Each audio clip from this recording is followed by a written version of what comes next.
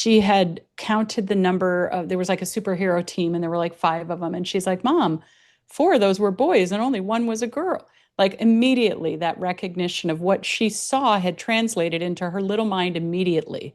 And it was so stark for me. So, to that point, like we can kind of cognitively know that as women, it is an uphill challenge, right, at some level.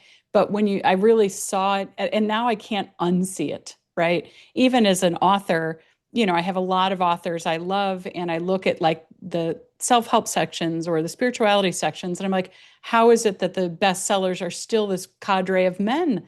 And I don't mean it to your point against men. It just shows when we are, at least 50, if not more percent women, and we don't see that represented, that has a profound impact. And so, to that point, I think again, the message has been there all along. I think over time, I keep peeling back my own layers to the onion to see how prevalent it is. And I think it makes me more committed to putting this stuff out so that, like, if only one other person thought, oh my God, that book was okay, I could do that, great.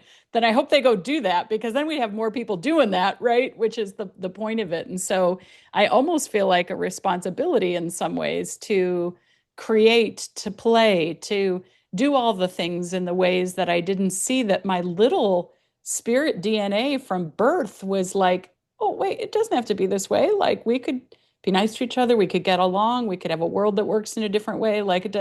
But then you keep seeing and getting reinforced these other messages over and over and over again. And, you become disheartened to think, well, that's not possible. Well, what was I thinking? And I feel, with this presence of this, concepts coming into my life, like a new permission to be unleashed in a way that I just didn't know. So again, I think it started early on. I think it's systemic and I think it's just reinforced in so many ways.